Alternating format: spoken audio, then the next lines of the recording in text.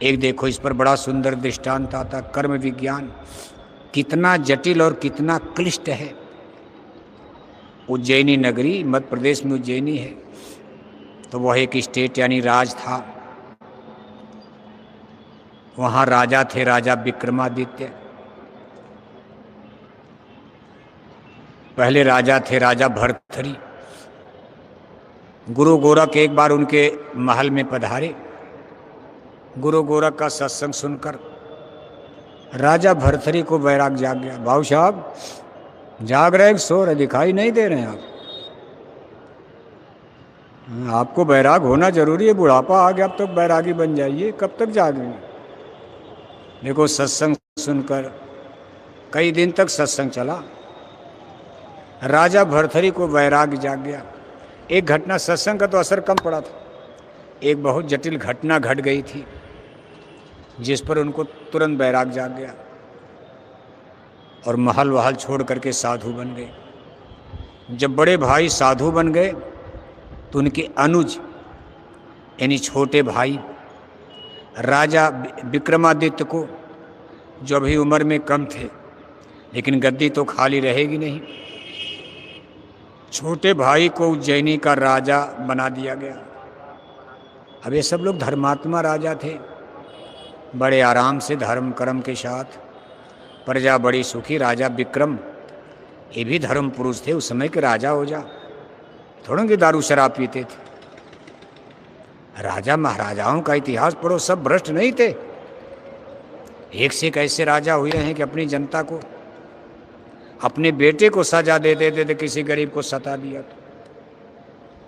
राजा विक्रम राजपाट कर रहे, लेकिन उनके मन में एक चिंतन, एक विचार बार बार आता था। इतना बड़ा उज्जैनी का राजपाट, राजपाट पाने के लिए लोग इतनी लड़ाई लड़ते हैं, युद्ध करते हैं, संघर्ष करते हैं, तब जाकर के कहीं राजा बनते हैं। और मैं बिना मेहनत के, मैंने तो सपने में नहीं सोचा था कि मैं राजा बन पाऊंगा। आखिर ये मेरे किसी कर्म का परिणाम तो होगा। अगर कर्म सिद्धांत संसार में चलता है, गेहूं बोने वाला गेहूं काटेगा, चना बोने वाला चना काटेगा, कांटा बोने वाला कांटा का कष्ट उठाएगा। अगर ये कर्मों का सिद्धांत है तो मैं बिना मेहनत के राजा बना, किसी जन्म का पुण्य होगा। लेकिन ये क्या, कैसे हो गया? राजा विक्रम के दिमाग में प्रश्न गूंजता रहता था। एक दिन अपने सारे विद्वानों की सभा बुलाई, विद्वत मंडली, विद्वान, बड़े बड़े पंडित, पुरोहित, ज्योतिषी, विद्वान। राजा विक्रम ने सबके सामने यही प्रश्न रखा।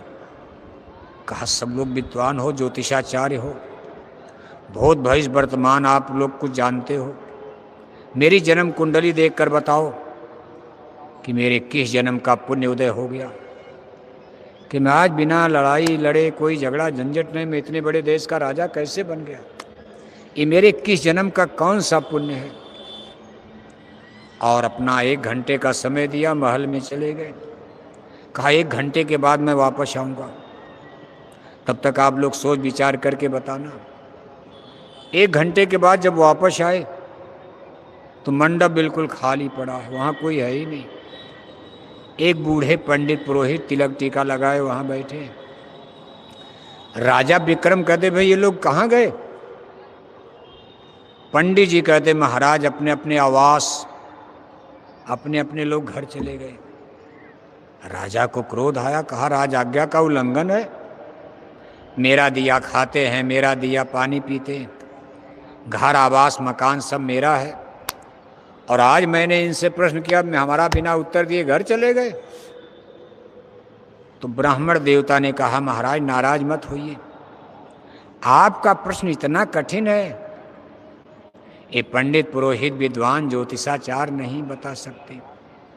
कोई आम आदमी होता तो कुछ बहका दिया जाता, आप राजा हो, आपको तो झुझलाया नहीं जा सकता। आम आदमी को तो हाथ दे करके कुछ ABCD बता दो, हाँ हाँ ठीक है, फट फिट है, कुछ दक्षिणा उछिना दे के चल देगा। अब राजा को बहकाना तो बहुत कठिन, कहीं बात खुल गई तो मारी डालेंगे राजा साहब। कहा महाराज आपसे तो झूठ बोली, ये कोई जानता ही नहीं। कहा तब? कहा इसका एक सॉल्यूशन है, निदान है।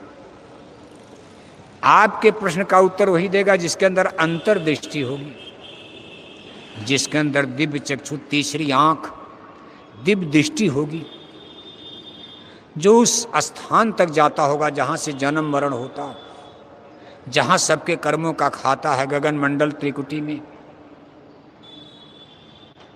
तो राजा ने कहा भाई ऐसा आदमी कहाँ मिलेगा, मैं क्या जानूं, क्या आप बताओगे? पंडित जी ने कहा इसलिए तो मैं बैठा हूं, मेरी जानकारी में एक महात्मा है, यहाँ से कुछ उज्जैनी से कुछ दूर पहाड़ी पर जंगल में उनकी छोटी सी झोपड़ी है। मैं उनके पास कई बार गया हूँ, उनकी बातों से लगता है वो सिद्ध पुरुष हैं, उनके पास अंतर जो कह देते हैं सही हो जाता। राजा ने कहा थोड़ी दूर जंगल में, मैं नहीं जान पाया। कहा महाराज साधु महात्माओं के, सच्चे लोगों को पहचानना कठिन है, नकली लोग तो हाव भाव मार करके अपना दाव पेच लगाते रहते हैं, लेकिन सच्चे साधु महात्मा चुपचाप, उनको पहचानना कठिन। अरे कहा जल्दी हमको दर्शन कराओ, ले चलो। रथ पर बैठ करके गए, देखा महात्मा जी चुपचाप, संध्या का समय है, अंगीठी जलाए, धूनी रमाए वहाँ बैठे हैं।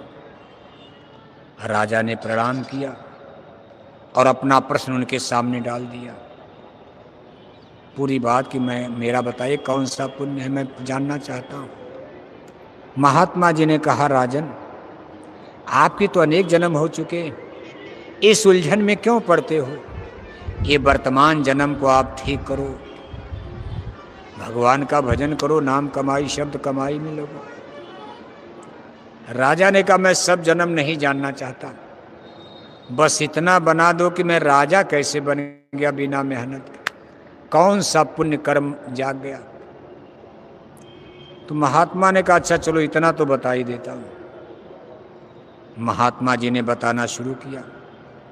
कहा महाराज आपका पिछला जन्म इसी उज्जैनी के जंगल में एक गरीब कोल भील परिवार में, कोल भील का मतलब जिसको हमारे उत्तर भारत में मुसहर कहा जाता, आपका जन्म मुसहर जाति में हुआ था। मकान के नाम पर केवल एक झोपड़ी है, खेती के नाम पर कुछ नहीं, घर में 2 भाई 1 बहन, माता पिता 5 सदस्य। पिता मजदूरी करते थे, माँ भी मजदूरी किसी तरह गुजर बसर होता था। एक बार उज्जैनी नगर में सूखा पड़ गया, अकाल पड़ गया, अन्न की कमी हो गई, लोगों को रोटी मिलना कठिन हो गया। आपके घर में भी कई दिन से चूल्हा नहीं जल रहा था, सब लोग भूख से तिलमिरा रहे थे। आपके पिताजी ने मेहनत करके कहीं से कुछ अनाज इकट्ठा किया, माँ ने रोटियां बनाई, 5 बनाई, 5 मोटी रोटी बनाई, तब तो लोग ज़्यादा खाते थे। ये पतली रोटी आपकी तो 100 खा जाएंगे, हाथ दुख जाएगा, उनका पेटे नहीं भरेगा। अगर उस जमाने के लोग होते ना, इसमें जैसी रोटी आप बनाते हो वो 100 200 रोटी खाते आपकी। आप ऐसे चौका बेलन चलाते चलाते थक जाते, और उनका पेटे नहीं, इसलिए मोटी मोटी रोटी बनती थी। मोटी मोटी 5 रोटी बनाई गई, 5 लोग घर के बाहर खाने के लिए बैठ गए। तब तक एक गरीब भिखारी लाठी लेकर उधर से गुजर रहा था। उसने रोटी देखी तो लालच, उसको भी भूख लगी थी, जब जनता के पास में भिखारी को कौन देगा। वो रोटी देख करके हाथ फैला, कहा बाबू जी एक टुकड़ा हमको भी दे दीजिए। आपके पिता को क्रोध आ गया, उठ करके गाली देने लगे। भिखारी फिर भी नहीं गया हाथ। आपकी माता को क्रोध आया, उन्होंने कहा जा रोटी खाने आ, गाली देने लगी, तब भी भिखारी नहीं गया। तब तक आपकी बहन को क्रोध आ गया, कहा जा कहीं टट्टी खा ले, मैला खा ले, बड़ा रोटी खाने आया है, तब भी भिखारी नहीं गया। तब आपके भाई को गुस्सा आ गया, उन्होंने उठ करके भिखारी को डंडा मारा, भिखारी जमीन पर गिर पड़ा, रोने लगा, चोट लगी। फिर भी हाथ फैलाया, कहा बाबूजी एक टुकड़ा दे दो, अगर आज रोटी नहीं मिली तो मैं मर जाऊंगा भूख से। हे महाराज, उम्र में आप सबसे छोटे थे, अपने 2 भाई 1 बहन में आपकी उम्र सबसे कम थी। आपको ये दृश्य देख करके बड़ी दया आ गई। आपने अपनी पूरी रोटी, टुकड़ा नहीं, पूरी रोटी उठाकर भिखारी की झोली में डाल दिया। भिखारी आपको लाख दुआ देता हुआ, जा तू राजा बन जा, भगवान तुमको राजा महाराजा बनाएगा, तुम बहुत बड़े आदमी बन जाओ, है मेरी भगवान से प्राप्त आशीर्वाद। भिखारी आशीर्वाद देता हुआ आगे बढ़ गया। भिखारी तो चला गया, आपके घर वाले लगे डांटने, कहा बड़ा दानी बनता है, अरे देना भी था तो थोड़ा देते, अब तुम खाओगे क्या? एक ही रोटी सबके हिस्से में है। बाद में आपकी माता ने, माँ कैसे खाए बेटा न खाए तो? आपने कहा आज मैं भूखा रहूंगा। माँ ने कहा नहीं, तुम मेरी रोटी खा लो। माँ ने बड़ी जिद किया लेकिन आपने खाया नहीं। कहा मैंने अपना हिस्सा भिखारी को दे दिया, एक रात मैं और भूख बर्दाश्त करूं, किसी का हिस्सा नहीं खाऊंगा। हे महाराज, अपनी पूरी रोटी दान करके एक रात और भूखे आप सो गए थे, घर के सब लोग रोटी खाए। ईश्वर ने इसको नोटिस में लिया और इसको बहुत बड़े पुण्य कर्म में डाल दिया गया। इसी एक रोटी के बदले उसी दिन आपको उज्जैनी का राज लिख दिया गया था। एक रोटी की कीमत, इतना बड़ा उज्जैनी का राज आपके भाग में उसी दिन लिख दिया गया कि अगले जन्म में, चूंकि आप उज्जैनी में ही थे, ये उज्जैनी के आप राजा बनोगे। आपका जन्म राज परिवार में हुआ, संजोग देखो आप राजा बन गए। राजा विक्रम ने कहा मेरा तो बता, मेरे भाई बहन जिन्होंने भिखारी के साथ, उनका क्या हुआ? अरे कहा महाराज सबके बारे में जानकर क्या अपना जान लिया? कह नहीं, कुछ तो बता दिए। कौतूहल बढ़ा। कहा अच्छा बैठो रथ पर। महात्मा जी रथ पर बैठा करके उज्जैनी के राजमार्ग पर चल पड़े। जब राजमार्ग पर महल के करीब पहुंचे तो सामने एक लाठी लेकर एक भिखारी आता नजर आया। महात्मा जी ने कहा राजन गौर से देखो, ये पिछले जन्म में तुम्हारा यही बाप था जिसने भिखारी को रोटी न दे करके गाली दिया। आज इसको भगवान ने खुद भिखारी बना दिया। ए देखो कटोरा मांग ले करके अपने पेट की भूख खुद भीख मांग रहा। अब इसको पता चलेगा पेट की भूख क्या होती, गरीबी क्या होती। आगे बढ़े तो दरवाजे पर एक कुतिया भौंक रही थी। कुतिया। महात्मा ने कहा इस कुतिया को गौर से देखो, ये पिछले जन्म में तुम्हारी माँ जिसने भिखारी को रोटी नहीं दिया गाली देने लगी, भगवान ने नाराज होकर इसको कुतिया बना दिया और आप ही के दरबार में कुतिया बनकर देखो ये माँ पड़ी है। आगे बढ़े, धोबी घाट पर धोबिन कपड़ा धो रही थी। महात्मा ने कहा इस धोबिन को गौर से देखो, यही पिछले जन्म की तुम्हारी बहन है महाराज, जिसने भिखारी से कहा था जा कहीं टट्टी खा ले, मैला खा ले। रोटी की जगह टट्टी मैला परोस दिया। भगवान ने नाराज होकर इसको ऐसी जगह डाल दिया, आज पूरे नगर का टट्टी पेशाब मैला कुचैला कपड़ा धो रही। ये कहकर महात्मा जी चुप हो गए। राजा ने कहा मेरे भाई, भाई कहाँ गए? महात्मा ने कहा भाई मृत्यु लोक में नहीं है। जिन्होंने एक भूखे गरीब भिखारी को डंडा मारा उनकी सजा बहुत बड़ी हो गई महाराज, वो नरक में डाल दिए गए हैं। ईश्वर ने, भगवान ने नाराज होकर उनको नरक कुंड में डाल दिया। नरक आप यहाँ से देख नहीं सकते हो, मैं तो आपको दिखा सकता दिव्य दृष्टि खोलकर, मैं आपको दिव्य दृष्टि दे सकता हूँ, दिव्य दृष्टि से नरक को देख सकते हो। लेकिन वहाँ की पीड़ा, आपके भाई को जैसा कष्ट मिल रहा, हे महाराज देख करके आप बेहोश हो जाओगे, हो सकता आपकी मौत हो जाए, बर्दाश्त नहीं कर पाओगे।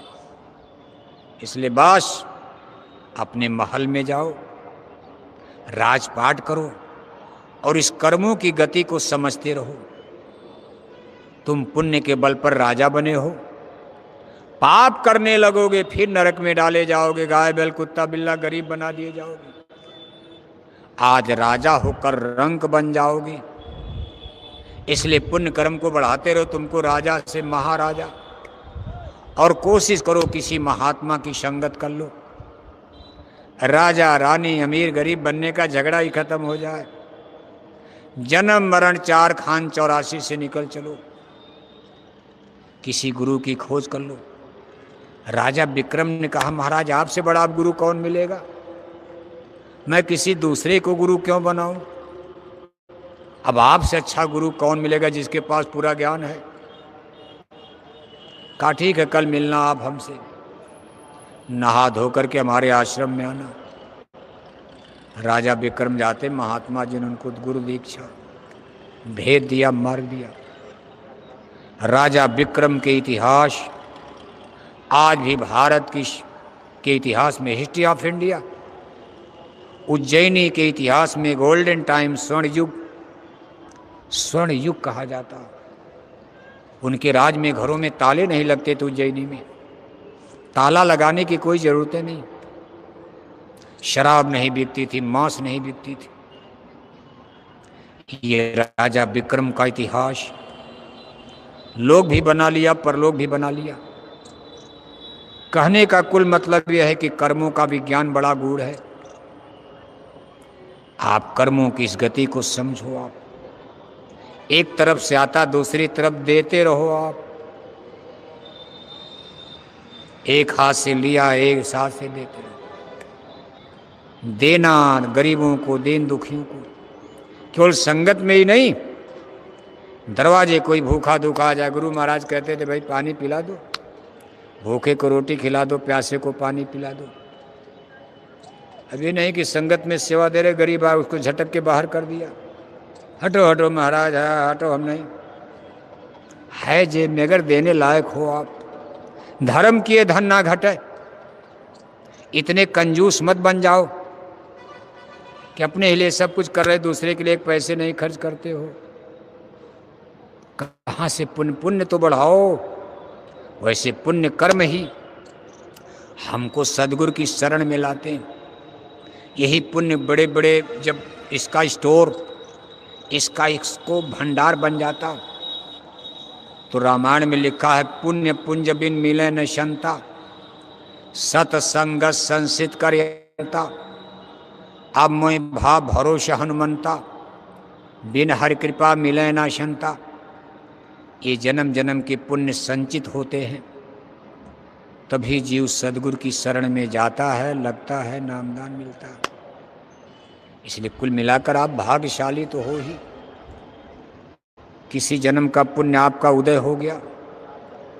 आज जो इस दरगाह में आप दिखाई दे रहे हो, ये कोई ऐसे तैसे नहीं है। यहीं बगल में माहौली गांव है। आज 50 बरस से सत्संग जा रहा, लाउड स्पीकर की आवाज माहौली में जाती। जो दो एक होते भी हैं बिछुड़ गए, इतना उनके अंदर उल्टा भाव विचार रहता है। आप बंगाल से आकर, बिहार से आकर, बंगलौर से आकर, हैदराबाद से आकर, चंडीगढ़ से आकर, नेपाल काठमांडू से आकर समझ गए। और यहीं बगल में कॉलोनी वालों को देखो आप, उनके ऊपर कोई असर है? ये पुण्य प्रताप होता। इसलिए कुछ मिलाकर किस्मतदार हो। अपनी किस्मत को धन्यवाद देना, अपनी किस्मत को सराहो, भाग्यशाली हो। सोई सुंदर सोई सुभग शरीरा, जो तन पाए भजी रघुवीरा। पुत्रवती जुवती जग सोई, रघुबर भगत जा सोई। नतर बांझ बर्बाद बनी, राम विमुख सुते हितहानी। जे गुरुपद अम्बुद अनुरागी, लोकों वेदों ते बड़ भागी। रामायण में गोसाई महाराज ने राजा बनने को भाग्यशाली नहीं लिखा, रानी बनने को भाग्यशाली नहीं कहा, धन दौलत कमाने वाले को भाग्यशाली नहीं कहा, इंजीनियर डॉक्टर बनने वाले को भाग्यशाली नहीं कहा गया। कहा जे गुरुपदे अम्बुदे अनुरागी, लोको वेदों ते बड़ भागी वो जीव जे सदगुरु शरणाग है। यानी जो गुरु की शरण में, जो सदगुरु की शरण में चले गए, गुरु की सेवा, गुरु की भक्ति का जिनको अवसर मिल रहा है, अघ और पाप नष्ट हो जाएंगे और एक दिन सूरत मन निर्मल होकर अपने परम देश अमर देश सतलोक में दाखिला पाएगी। सूरत मन अपने देश में गगन मंडल त्रिकुटी में, सूरत उसके आगे निकल जाएगी। इसलिए प्रेमी भाई बहनों, गुरु भक्ति का पाठ, गुरु भक्ति का मतलब कोई हिमालय नहीं उठाना, गुरु भक्ति का मतलब कोई भूखे नहीं मरना। कहा न रख रोजा न मर भूखा, अगर है शौक मिलने का तो मुर्शिद से लौ लगाया कर। न रख रोजा न मर भूखा, न जा मस्जिद में कर सीधा, अनलहक नाम बरहक है, यही कलमा सुनाया कर। अगर है शौक मिलने का गुरु से लौ लगाया कर। सदगुरु से प्यार करना, सदगुरु के आदेश में चलना, उनके हुक्म को यथाशक्ति बजाना जितनी आपकी शक्ति है। अब 10 किलो का बोझा उठा से 1 कुंतल थोड़ा लादा जाएगा। जितनी आपकी शक्ति है उतने चंदा दोगे, उतने चुटकी दोगे, कितनों भाषण दिया जाए। और सही बात है, आप खरीद करके गेहूं चावल खाते हो, आपसे कहा जाए 2 बोरा गेहूं भंडारा कहाँ से देगा गरीब आदमी? आप तो भंडारे में रोटी बना दो, लकड़ी काट दो, बर्तन मल दो, झाड़ू लगा दो, वही सेवा। लेकिन जो 100 कुंतल गेहूं चावल बेच रहा है वो 2-4 कुंतल आसानी से दे देगा। देना चाहिए। संतों के दरबार में ही नियम, अमीर लाते हैं, गरीब खाते हैं। सबका लेना देना बड़ा। अमीर देते हैं, अमीर पैसा देंगे, गरीब तन की सेवा करेंगे, चूल्हा जलाएंगे, इतनी गर्मी में चूल्हे के सामने रोटी बनाएंगे। आटा तो खाओगे नहीं, 10 कुंतल गेहूं भंडारे में गेहूं खाओगे आप? अगर रोटी नहीं बनेगी तो खाओगे आप? गरीब रोटी बनाएंगे, लकड़ी काटेंगे, बर्तन मलेंगे। आप लैट्रिन करके चले आए, टट्टी खाना वही साफ करते हैं। सबका लेना देना दरबार में, और सब कर्मों का खेल है।